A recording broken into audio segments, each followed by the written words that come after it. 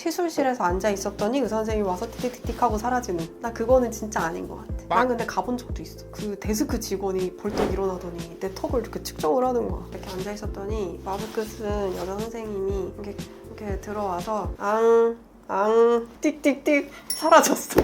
근데 필요 없는 거, 그 다음에 이 사람이 해도 크게 도움 안 될 것 같은 거, 그럼 이 사람은 다시 안 오거든요. 그 다음에 저희는 지금, 그러니까 저랑 먼저 어떤 시술을 하면 좋을지를 다 상담을 한 후에 상담 실장님이 후상담을 해요. 그런 식으로 가면 굳이 필요 없는 시술을 권하지 않게 돼. 어떤 병원에서 상담 실장으로 뭐 10년을 일했어. 10년을 일하면 당연히 어느 정도 짬이 생기고 지식이 생기니까 권할 수 있겠죠. 근데 그거를 시술을 하는 사람이 판단하고 얘기를 해줘야 되지 않을까. 그게 먼저가 아닐까. 그래서 배가 부르신가요? 그래서 어떻게 잔고가 좀 두둑하신가요? 근데 진짜 그런 일이 왜 생기는 것 같으세요? 미용 병원이 진짜 너무 많아졌잖아요. 우리나라만큼 병원 많은 데가 없는 것 같아. 편의점보다 더 많은 것 같아요, 미용 병원이. 강남역 가봐요. 편의점 찾는 것보다 병원 찾는 게 더 쉬워. 한 건물에 막 한 10개씩 있는 데도 있는데. 그래서 병원이 너무 많고 많은 의사들이 미용 병원으로 개원도 많이 하시고, 예전에는 개원을 하면 다 병원이 잘 된다? 이런 게 있었는데 실제로 그렇지가 않아요. 이것도 빈익빈 부익부야. 잘 되는 병원은 잘 되고 안 되는 병원은 진짜 안 돼요. 그래서 병원이 잘 안 됐거나 아니면 뭐 개인적으로 돈이 진짜 필요했거나 그 원장님이 그랬을 수 있지. 그러니까 먹튀를 했겠죠. 그러니까 먹튀를 한 거는 미리 선결제를 다 유도를 한 거잖아. 패키지로 다 끊게 해가지고. 그 작정한 거지. 모든 의사가 당연히 그렇지는 않겠지만 사람이 궁지에 몰리면 무슨 짓이든 못하지 자기 먹고 살아야 되니까. 그분도 그런 사람 중에 한 명이 아니었을까? 그 다음에 수가가 너무 낮아졌잖아요. 예전에 보톡스 제일 처음에 한국에 들어왔을 때 사각턱 보톡스 거의 100만 원이었어. 한 거의 20년 전? 근데 이게 이제 가격이 싸지고 국산도 생기고 하면서 지금은 얼마지? 10만 원 안 해요. 어플 같은 거 보면 만 원대도 있어. 만 원대도. 그러니까 100만 원은 솔직히 너무 비싼 거고, 제가 생각하는 한 적정가는 그래도 사각턱 보톡스면은 10에서 15만 원 정도가 어떻게 보면은 그래도 의료 시술인데 적정가라고 생각을 하는데, 하지만 지금은 너무 가격이 다운돼서 다들 의사들이 환자를 막 많이 받고 그만큼 수익을 또 내야 되니까, 말이 의사지 어떻게 보면 사실 이것도 사업이고 장사잖아요. 그래서 수가가 낮아지다 보니까 의사들이 환자를 더 많이 받아야 되고, 그러다 보니까 환자가 많이 안 오면 결국은 망하는 거죠. 솔직히 말하면은 기형적으로 이 의료 체계가 변해가고 있는 것 같아요. 왜냐면은 매년 폐업하는 병원들도 너무 많아지고 생기는 병원은 더 많아져요. 이거는 앞으로도 더 심화가 되면 됐지 줄어들진 않지 않을까? 그러면 환자 입장에서 어떻게 병원을 잘 골라서 있을까요? 그래서 다행인 거는, 근데 예전에는 소비자들이 이 병원의 정보에 대해서 알 게 많이 없었어. 누가 그 병원 갔는데 뭐 했는데 좋았대. 그래? 그럼 나도 거기 가서 해야지. 이 정도가 다였거든요. 근데 요즘에는 리뷰들도 진짜 많고, 그런 오픈 채팅방이라고 해야 되나? 정보를 공유하시는 그런 창구들도 되게 많고, 유튜브도 있고, 뭐 네이버도 있고, 인스타도 있고, 진짜 매체가 많잖아요. 그래서 그런 거를 통해서 사실 어느 정도 신뢰가 쌓인 사람들한테 가는 것도 나는 도움이 된다고 생각하는데, 반대로 생각해보면 이런 것도 있는데, 역설적으로 너무 정보가 많다 보니까 어디를 가야 될지가 헷갈릴 수도 있을 것 같기는 해요. 그래서 일단은 저는 이런 병원은 그냥 가지 마라 하는 거는, 이 얘기를 해도 될지 모르겠는데, 의사를 그냥 시술실에서 만나는 병원? 내가 어떤 시술을 정하는 것까지도 뭐 실장님이나 다른 직원들과 다 결정을 하고 의사가 판단하지 않고 그냥 거기서 끝. 그 다음에 내가 거기서 결제까지 끝내고 시술실에서 앉아 있었더니 의사 선생님이 와서 틱틱틱틱 하고 사라지는, 나 그거는 진짜 아닌 것 같아. 그런 병원 많죠. 일해본 적 있으세요? 있죠. 난 근데 가본 적도 있어. 제 첫 시술이 사각턱 보톡스라고 했잖아요. 20대에 사각턱 보톡스만 맞아봤다고. 강남역에 갔지. 나도 제일 처음 시술했지. 강남역에 가서 사각턱 보톡스를 맞으러 갔죠. 5만 원이었어. 근데 딱 들어갔어요. 그래서 이름 얘기하세요. 그래서 김송이요. 뭐 하러 오셨어요? 사각턱 보톡스 하러 왔어요. 그랬더니 그 데스크 직원이 벌떡 일어나더니 내 턱을 이렇게 측정을 하는 거야. 꽉 씹어보세요 이러면서. 그래서 뭐지? 이러면서 데스크에서? 그 안내 데스크에서 꽉 씹어보세요. 그래서 꽉 씹었어. 그랬더니 50년이 국산으로 하시면 될 것 같아요. 딱 이래가지고 결제하고 저 안에 들어가서 기다리라 그래서 동의서도 안 받았어. 생각해보니까. 앉아있었거든요. 침대에 이렇게 앉아있었더니 마스크 쓴 여자 선생님이 이렇게 들어와서 틱틱틱 사라졌어. 나에게 아무 말도 하지 않았어. 뭐 주의사항 맞아본 적 있어요? 뭐 어땠어요? 뭐 이런 거 아무것도 안 물어봤어. 지금 생각해보면 그 당시 병원들이 진짜 돈을 쉽게 벌었던 것 같아. 그래도 지금도 잘 돼요, 그 병원. 나 어딘지 알아. 근데 아직도 잘 돼.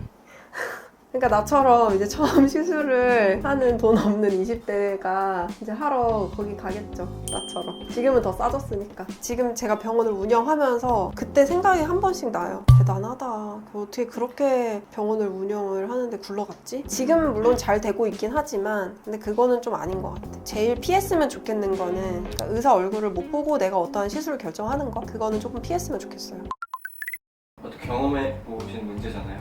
그걸 지금 병원에서 어떻게 해결해가지고 제가 상담하죠. 그러니까 병원을 오픈하기 전에 그냥 제가 이상적으로 생각했던 병원의 모습이 있었어. 그러니까 나는 그렇게 병원을 차리고 싶어서 시스템을 만들어 놓은 거죠. 근데 대부분 뭐 1인 병원이신 분들은 요즘에 다 뭐 1대1 원장 상담 이런 거 있잖아요. 일단은 체크리스트를 만들어야 된다고 생각을 했고 왜냐면은 제일 중요한 게 히스토리 테이킹이거든요. 이 사람이 어떤 시술을 언제 받았는지 어떤 제품으로 받았는지 그다음에 뭐 어떤 약을 복용하고 있는지 당연히 여기는 병원이니까 그런 체크리스트를 만들었고 그래서 병원에 처음 오시면 그 체크리스트를 다 작성을 하세요. 그 다음에 이제 본인이 하고 싶은 시술이 있을 거 아니에요? 그거에 대해서 이제 저랑 여기서 상담을 하죠. 근데 상담을 할 때 이제 체크해 놓은 부분들도 있을 거고 저랑 상담을 하면서 추가적으로 궁금한 부분 이렇게 질문을 하시는데 너무 착하신 분들 제가 이걸로만 예약을 했는데 이것도 여쭤봐도 돼요? 아 되죠.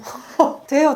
뭐 어떤 거 궁금한 거 뭐 있어요? 그러면 제가 사실 예전에 뭐 이러면서 얘기를 하시는데 그렇게 자기의 고민, 피부에 대한 고민, 뭐 얼굴에 어떤 생김새에 대한 고민, 시술 받았던 거에 대한 고민이 있으면 이게 자유롭게 얘기를 할 수 있어야 될 것 같아요. 그 얘기를 들어줄 사람이 사실 의사밖에 없거든요. 그 다음에 어떠한 문제가 생겼을 때 왜 그 문제가 생겼을까 하고 예상을 할 수 있는 사람도 저는 의사밖에 없다고 생각해요. 그래서 그런 상담을 통해서 아 그런 경험이 있다면 오늘 이 시술은 하면 안 됩니다 라고 얘기를 할 수 있다던가 이게 필요 없습니다. 얼마 전에 리프팅을 했네요. 그럼 오늘 굳이 안 해도 될 것 같은데요. 얼마 전에 뭐를 하셨네요. 그러면은 조금 더 기다려보는 게 어떨까요? 시술을 오히려 권하지 않을 수도 있고 그래서 당연히 저도 어떻게 보면 병원을 운영하는 사람인데 매출 잘 나오면 좋죠. 근데 필요 없는 거 그다음에 이 사람이 해도 크게 도움 안 될 것 같은 거 그럼 이 사람은 다시 안 오거든요. 어차피 오늘 뭔가 돈을 쓰고 가도. 그래서 제일 병원을 오픈을 했을 때 일단 양심적으로 하고 싶었고 필요 없는 거 권하기 싫었고 그 다음에 저희는 지금 제가 가격 상담을 하는 게 너무 힘들어가지고 그럼 시간이 너무 딜레이가 되니까 상담 실장님이 후상담을 해요. 그러니까 저랑 먼저 어떤 시술을 하면 좋을지를 다 상담을 한 후에 상담 실장님이 이제 가격이랑 그다음에 뭐 주의사항이랑 이런 걸 다 설명을 드리거든요. 그런 식으로 가면 굳이 필요 없는 시술을 권하지 않게 돼. 가끔 저희 실장님이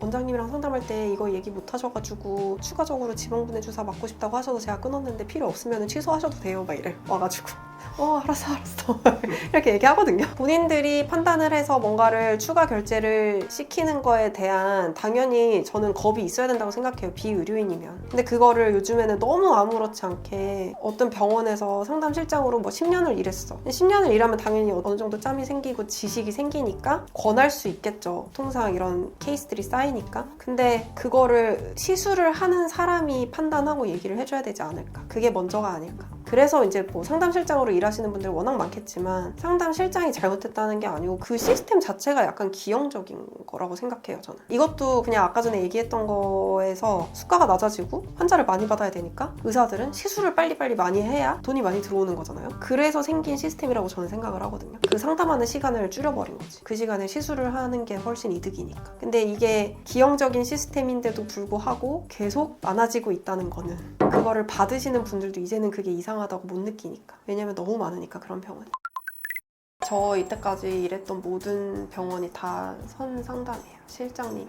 막 의견 충돌된 적은 없었어요? 많죠. 의견 충돌이라기보다는 이제 제가 어느 정도 짬이 생겼을 때는 몇 년 이제 경력이 생기면은 근데 실장님 이거는 이것 때문에 좀 아닌 것 같은데 그러면 이제 실장님이 네 그래요 이러면서 대부분은 충돌이 없었는데 제가 초보 이제 시작한 지 몇 달 안 됐을 때 과감하게 실장님이 끊어주신 턱보톡스를 제가 반려를 시켰어요. 환불을 시켰어요. 내가 배우기로는 턱에 앙 해보고 턱 근육이 튀어나오면 거기다가 찌르라고 했는데 아무리 앙을 때 그 앙을 몇 번을 시켰는지 모르겠어. 앙 계속 앙 하는데 아무데도 안 튀어나오는 거야. 실제로 봐도 얼굴이 엄청 얄쌍했거든요. 근데 그분은 그냥 우리가 얘기하는 3개월에서 6개월 사이에 턱보톡스 맞으러 오세요 해서 3개월이 돼서 그냥 오신 거였어. 그래서 실장님이 그러면은 턱보톡스 뭐 하세요 하고 끄는 거예요. 그냥 바로. 턱을 만져봤는지는 사실 모르겠어요. 근데 아무리 앙을 시켜도 나는 이 사람 어디에 찔러야 될지 모르겠는 거야. 튀어나오는 근육이 없으니까. 그거 무섭잖아요. 이 턱보톡스 잘못 맞으면은 안 웃어지는 사람도 있고 입 돌아가는 사람도 있고 이것도 분명히 의료 시술 행위이기 때문에 위험하거든요. 부작용이 있는데 그러면은 그거 잘못되면은 그거는 또 제 책임이에요. 의사 책임이에요. 항상 모든 의료 시술은. 그래서 환불시켰죠. 그랬더니 실장님이 엄청 뭐라고 했어요. 원장님 이러시면서 저보다 나이가 좀 있는 분이셨거든요. 김송희 원장님 이거 왜 환불시키셨어요? 이러면서 아씨 다른 걸로 매출 올리세요. 더 근육이 없으시던데요? 이러면서 도망갔어요. 그분 아직도 그렇게 끊으려나? 모르겠네. 아직도 일하고 계세요. 근데 이걸 보시면 알 거야 자기인지. 근데 필요 없는 거를 환자분들이 구분을 못 하신다면 그러니까 의사랑 상의를 하면 좋을 것 같아요. 사실 저희도 그렇거든요. 입술 필러 많이 하니까 입술 필러를 해야겠다고 예약해서 오셨는데 오늘도 딱 그런 분이 있었어. 입술이 통통해. 입술이 크기도 괜찮아요. 근데 입술 필러로 예약을 하고 오셨어. 그래서 입술이 도톰하신데요? 그랬더니 네 제가 입꼬리가 뭔가 너무 처져 보여서 근데 웃을 때마다 입꼬리가 처져요 이러시는 거예요. 평소에는요? 근데 평소에는 잘 모르겠어요. 웃을 때 처진다는 거는 근육을 그렇게 쓴다는 거잖아요. 그래서 이거는 보톡스로도 어느 정도 해결이 될 것 같은데 굳이 필러 안 해도 될 것 같은데요? 만약에 돈을 생각했다면 필러 하셔야 돼요.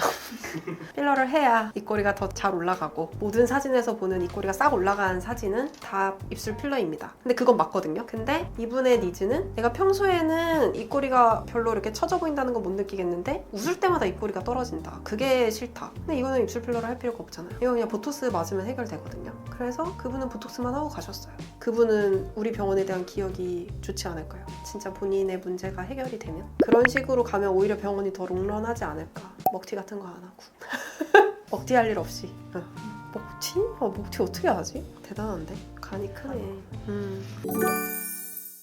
그 의사분들도 멘탈 관리 잘 하셔야 돼요. 왜냐면 매출에 1위 1비 하거든. 1위 1비 하거든. 어쩔 수 없어. 그래서 과감하게 비싼 게 필요 없으면 싼 거도 권유할 수 있는 그런 의사분들이 많아졌으면 좋겠습니다. 끝!